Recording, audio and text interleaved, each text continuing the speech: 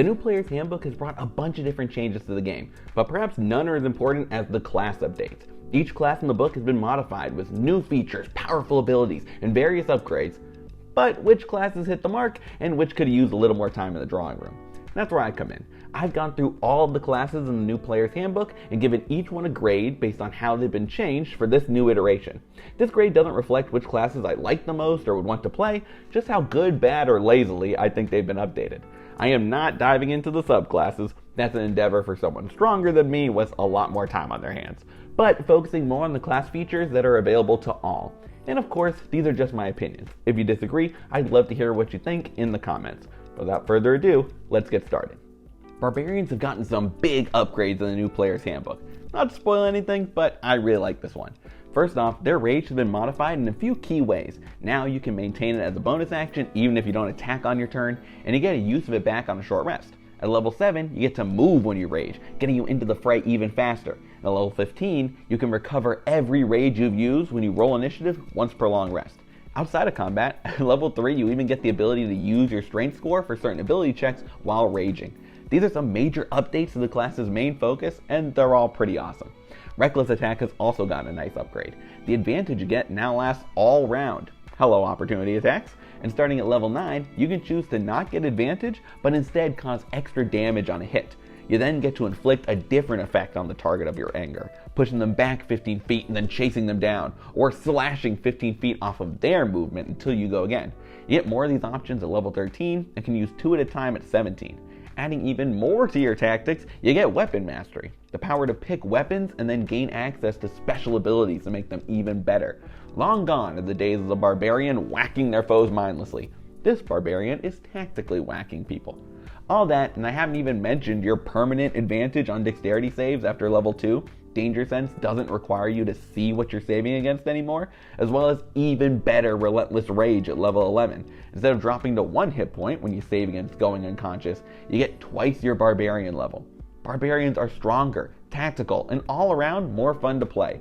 This is a no-brainer. Barbarians get an A, a very high bar to start with, but we'll see if anyone else in the book can match them. Next up is everyone's favorite destroyers of unholy abominations, Clerics. In terms of how strong the class is, Clerics get a lot of nice changes. At first level, you choose between being more martially focused, gaining weapon proficiencies and heavy armor training, or choosing a more spell-heavy route, with an extra cantrip and bonus some skills. As you get stronger, you choose more options to specialize in either route, or you mix and match abilities, your choice. Second is a new channel divinity power called Divine Spark that you get when you unlock the feature at level 2. You now only get 1 use of Channel Divinity back on a short rest instead of all of them like the old version, but you also get more uses of it overall. So until the very highest levels, it all balances out. Third is that Destroy Undead and Divine Intervention have been improved. Destroy Undead is now Sear Undead, and instead of automatically getting rid of low-level monsters, it does several d8s worth of damage to those caught in your turn undead effect, potentially destroying those same monsters anyway, and damaging even stronger ones. Divine Intervention's role to call on a higher power has also been replaced. Now you can just reliably cast a spell of level 5 or lower without using up a slot or components. In a vacuum, all of these are good changes. But I think in practice, some of those changes won't be quite as exciting as they seem. Divine Spark is basically a cantrip. It either deals d8 damage to something or heals it for a d8, with the dice scaling as you get higher levels. That's very functional, but feels a little uninspired. I would have liked something with more flavor, maybe several options that do different effects to creature types other than undead. Same with Divine Intervention. Objectively, it's better than the old version, where you only had a slim chance of whatever you were asking for coming true. But I think you lose a lot of the fun of calling on your god for aid and getting to actually describe what you'd like to happen instead of just casting a spell for free. More reliable, less interesting. That kind of sums up my feelings about how Cleric has been updated. Function over flavor. I'm giving these changes a C+. Yes, this Cleric is stronger than the original version, but I would have loved to see more imagination in how they change up their abilities, with a better Channel Divinity option and maybe more powers that lean into calling on or communicating with their deity. Maybe I'm being a little harsh on the Cleric, but a C is still a pass, and trust me, there are worse grades to come. Druid is perhaps the only class in this handbook that's actually weaker than the 2014 version. Debatable, but it all stems from Wild Shape, which sees some big changes. First, you no longer take on the HP of the creature you turn into, but get temporary hit points equal to your Druid level. So Druids probably won't be the best tanks in your party anymore. You're also limited in how many forms you can take on, 4 to start, then 6 and 8 at later levels. Like with the Cleric's channeled ability, you don't get all of your wild shapes back on a short rest, but you do get one, and overall you get to do it more as you level up, so it's a net positive. You can also talk while a beast, so that's cool. Personally, I think this is a good rebalancing. Wild Shape might not be as viable in combat, but its utility in moment-to-moment gameplay is even better, since you'll be getting access to it more, especially when you get the ability to burn a spell slot for a use of it. Moon Druid still gets some nice benefits too, so if you're really dying to use it in a fight consistently, that subclass is always available. Limiting the forms also means you might not be able to use it to solve every single problem, at least not until you get more animals to choose from. Beyond that, Druids haven't changed as much as some other classes. You get a similar choice as Clerics between martial proficiency and extra cantrips, and can make some choices based on those later down the line. And of course, Druids are still incredibly powerful spellcasters, with one of the best and most versatile spell lists of any class. I give these changes a B+. I think they keep the Druid from outclassing everyone else like they often do in vanilla 5e, while still keeping the fun and utility that Druids are known for. Good work on this one. The fighter class is often seen as the most boring in D&D. You're built for combat, but not the flashy magic or intense rages, just good old-fashioned weapon work. In vanilla 5e, they are kind of boring. You mostly just get ability score increases and extra attacks as you level up, with very little else. In this new version of the game, you still get those attacks and increases, plus a lot more. Just like Barbarians, fighters can access weapon masteries to tactically hit with their favorites, but you get even more at a time, and at level 9, you can start mixing and matching effects from a few options each time you attack. You still get a fighting style, which are feats now, and at level 13, you get advantage against a creature on your next attack when you miss. Pretty cool. Second Wind has also gotten a big upgrade. It still heals you, but as you grow stronger, so does the ability.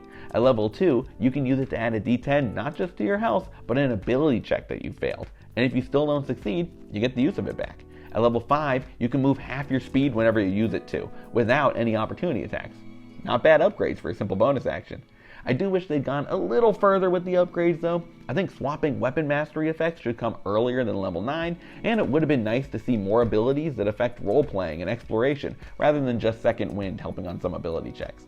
And of course, I agree with everyone else on the internet that the maneuvers you get from the Battlemaster subclass should probably just be main class features.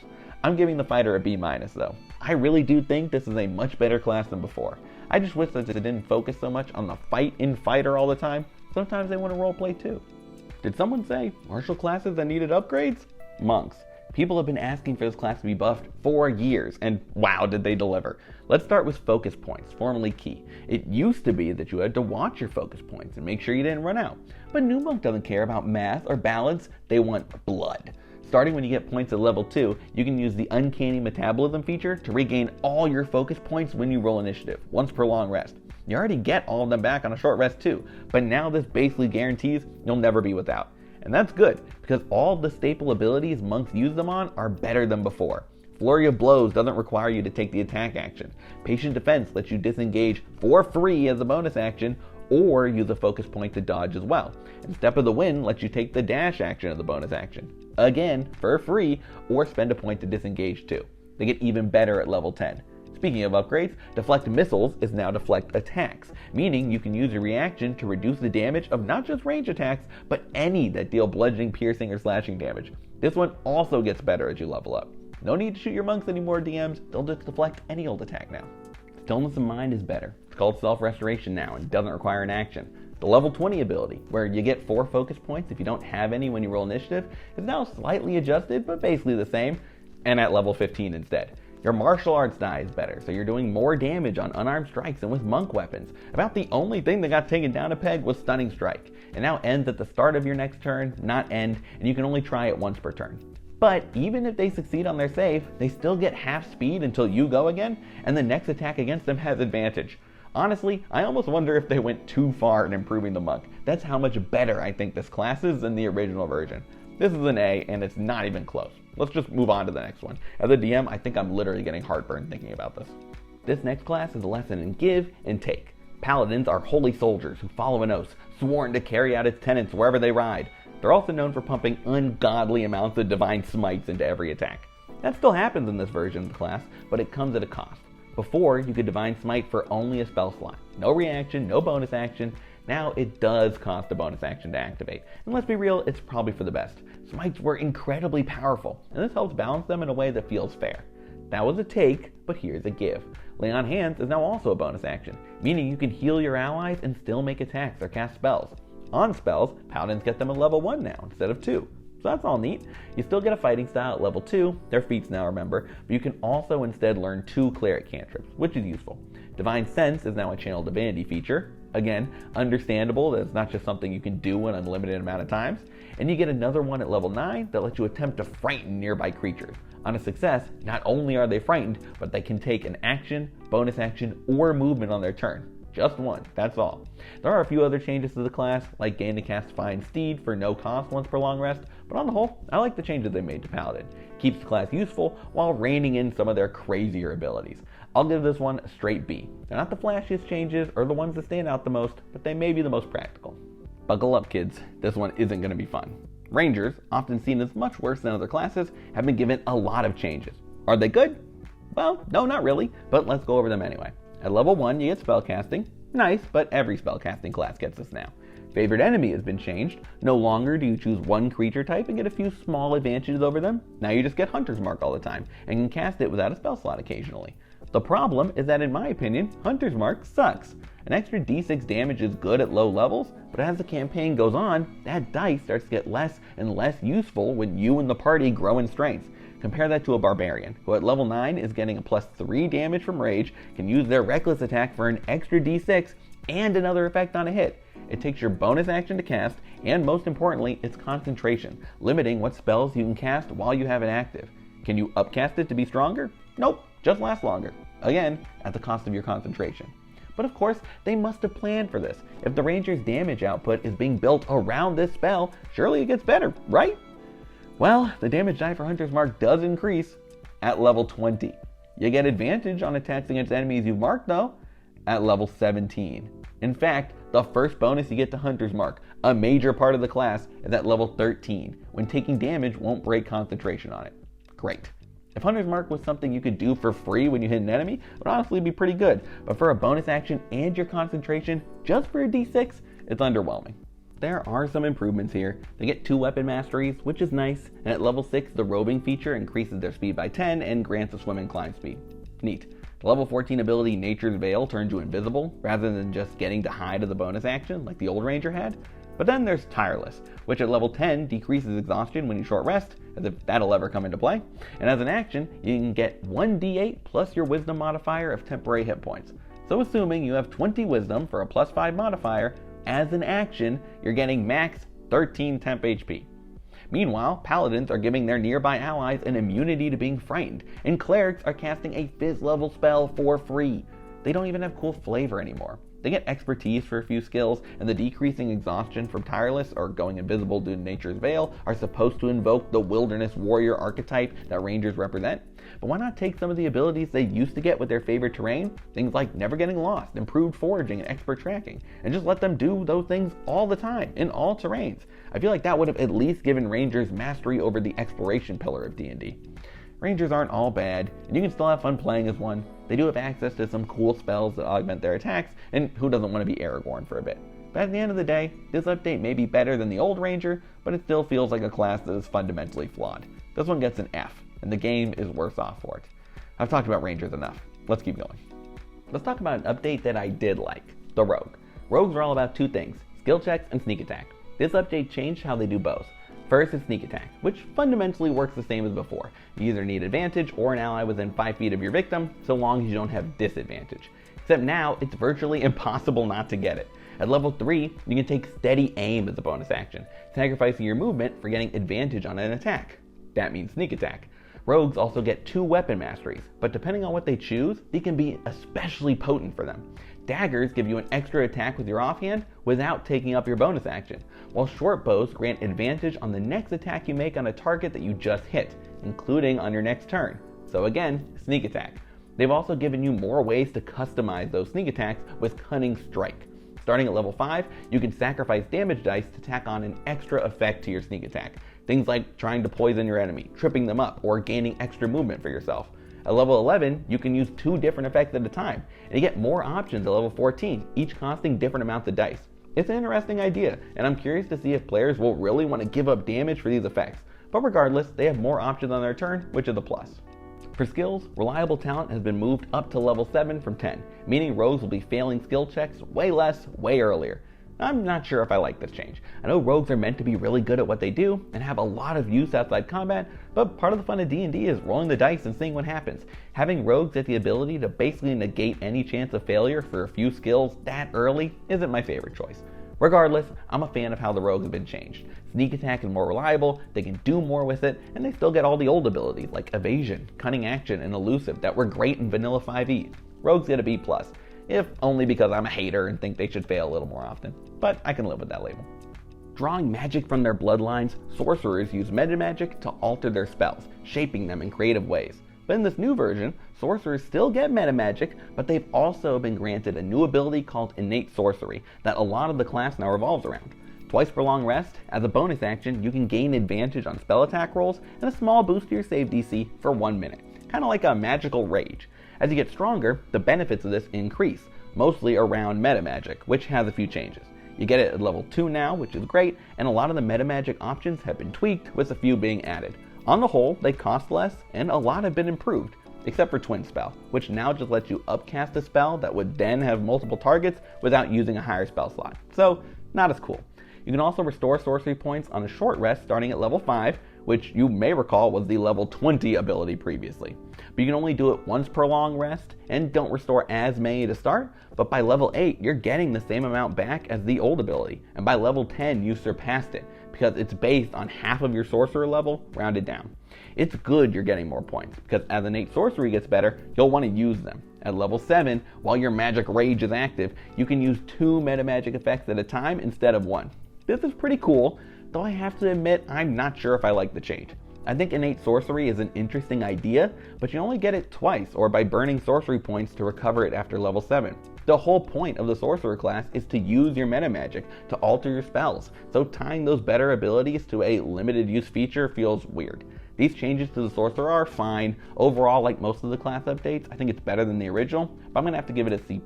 I think the class would probably be better off with just expanding on the meta magic options, how many you can use at a time, and giving a new and explosive use for sorcery points. But maybe magic rage will grow on me. Who knows? Between their magic and patrons, Warlock is a weird class, and the new version retains that weirdness, with small updates to how pact magic works, but retaining the limited spell slots and always on upcasting. However, you do gain a new way to get those slots back. Besides short rest, at level 2 you can use the magical cunning feature to restore half your maximum once per long rest, and it takes a minute to do. Of course, warlocks are about more than just casting spells too. Eldritch invocations make their return, and now you get them at level 1 and will have access to more than before as you grow stronger. A lot of them have been reworked. For example, some of the invocations that only worked with Eldritch Blast can be used on any cantrip now. But there are fewer options than in vanilla 5e, and that's highlighted by the lack of a pact boon as well. In the old class, you'd get a pact boon at 3rd level that helped guide the direction you wanted to take your warlock. Now those are invocations, so you could theoretically take multiple or none at all, but a lot of the stronger invocations require you to have one of these already, like before. So yes, you get more invocations overall, but in essence you'll be using one on the pact boon you would have had for free. Other than that, there's not a lot of changes. At level 9, you do get an ability I like called Contact Patron. It basically lets you cast Contact Other Plane once per day to talk with your patron, and it never fails. That's cool, since it gives your warlock more opportunities for roleplay, but looking at these changes as a whole, I'm underwhelmed. I would have liked to see pact boons stay as their own feature, separate from invocations, and more invocations in general that grant extra powers. I'm giving this update a D+. It may end up being stronger than the old version due to magical cunning, but I think they could have done more, and what they did do isn't enough to get excited. Wizards are the quintessential spellcasters, and this new version of the class leans into that archetype by having wizards gain the most prepared spells of any class. And unlike warlocks and sorcerers, who have abilities like invocations and meta magic that their class is built around, wizards are here to just sling spells and have fun. So a lot of their new abilities reflect that. At level 1, Ritual Adept lets you cast ritual spells from your spellbook, whether you have it prepared or not. And level 5's Memorize spell lets you swap prepared spells on a short rest. Beyond spellcasting, wizards get expertise in a skill of their choice at level 2. And that's it. There really weren't many changes to the base wizard class. It's not like wizards needed a huge upgrade, and the ones they got are cool, but come on, it's pretty boring. I would have liked to see wizards get more role-playing abilities, or maybe something that lets them power up or change a spell they're casting. Of course, you still get a subclass, but I'm disappointed that they were largely passed over. Couple this with the fact that they've lost 4 schools of magic to choose from, including necromancy, which I would have guessed is one of the more popular options, and I'm giving Wizards a C-. Did they need major changes? No. Would it have been nice to see them put a little extra effort into making the class more fun to play? Yes. Yes, it would have. Of course, none of those classes really matter, because for the finale, we're talking about my favorite, Bards. Admittedly, the class hasn't been changed too much, but I think a little goes a long way in this case. First, Bardic Inspiration is just plain better. It lasts longer when given to an ally, and they can roll it after they fail a d20 test, rather than before they know the outcome. Though I bet most tables are already doing it this way. You'll also have access to more of them. At level 5, not only do you get them back on a short rest as usual, but you can start burning your low level spell slots for inspiration as well. And if you survive to level 18, whenever you roll initiative, you can't start a fight with less than 2 available. Not huge changes, but inspiration is better in this version. Speaking of things that are better, Counter Charm is 1 level later at 7, but instead of taking an action to guard against being frightened or charmed for a turn, now you can just use a reaction to let yourself or someone who fails a save against those conditions re-roll with advantage. Much better. And because the previous 20th level ability has been moved to 18, at your final level, you now always have access to Power Word Heal and Power Word Kill. Not just that, but you can target 2 creatures within 10 feet of each other when you use them. I know not many campaigns get all the way to level 20, but that's crazy. There are a few other small changes that improve the class. You get access to magical secrets at every level after 10 instead of just a few, though you get less spells to choose from. And you're granted expertise at levels 2 and 9 instead of 3 and 10. Have bards been overhauled in this new player's handbook? Not really, but I think this is the case of a little going a long way. I give bards a solid B. They were already a fun class to play, and these improvements enhance everything you love about it. They're the reason it's the best one after all. Those are my 100% accurate grades for every class update in the new player's handbook. I'm sure that as I start seeing these classes at my table, and hopefully get to play as a few myself, my opinions will change. But those are my initial thoughts. Do you agree with my grades or think I'm crazy? I'd love to hear what you think in the comments. Thank you so much for watching. And if you enjoyed the video, leaving a like is always appreciated. If you want to see more, you can even subscribe to the Bards College. I make videos like these talking about D&D, DMing, and everything in between, so definitely stick around. But for now, good luck, and remember, crit your players.